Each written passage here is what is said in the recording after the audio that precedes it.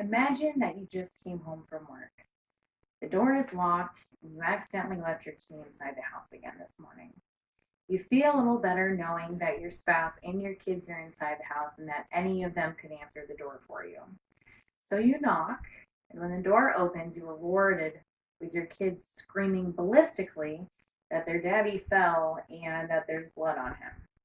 So you frantically look over them and you see your husband wandering around the living room on the phone with a little bit of blood on him. After seeing him and the pot of burnt spaghetti on the stove and the piles of tissue on the floor around the garbage can, you know that your spouse has had a seizure. Seizures can happen to anyone, and that is why educating on epilepsy is important. I know this because for the last 13 years, my husband has been diagnosed with epilepsy. And for the last 10 years that I've been with him, I have seen personally how scary a seizure can be and how important it is to take this seriously. Today, I will discuss the measures that can be taken so that you could prevent yourself from having a seizure or developing epilepsy.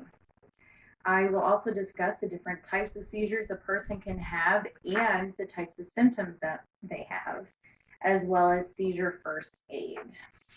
Although in many cases the cause for seizures are unknown, there is a list of preventative measures on the Centers for Disease Control and Prevention website that can help prevent seizures from occurring. You could prevent incidents that cause brain injuries. They are a frequent cause of a person having seizures. You could also eat better, get exercise, and get vaccinated.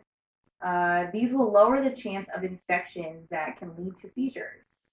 So, not everyone is aware that there are ways to prevent yourself from having a seizure, but even then, sometimes it is not enough. So there are different types of seizures that a person can have, and it is important to recognize that and that there are different symptoms. For example, petit mal seizures, also known as absence seizures, are characterized by the person staring out into space. This is very common in childhood cases of epilepsy, where it is also commonly mistaken for daydreaming. I actually know somebody who was not diagnosed with epilepsy for a couple of years because his parents thought that his absence seizures was daydreaming until he had his first grand mal seizure a couple of years later.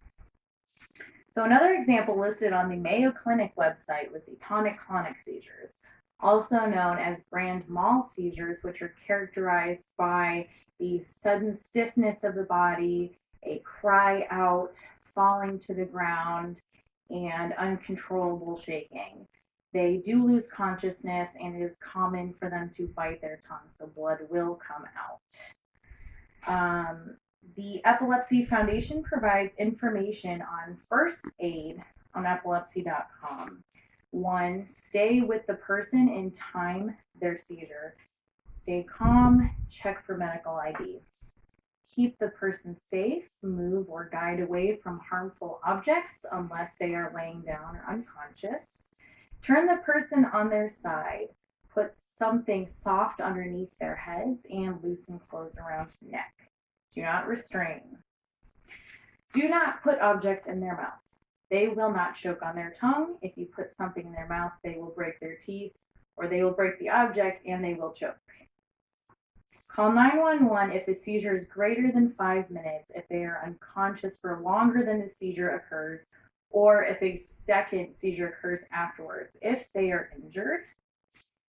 If you follow these steps before, you can save a life. Remember to always remember the steps you can do to prevent yourself from having a seizure. Remember the types and the symptoms, and remember the first aid to help someone. Thank you.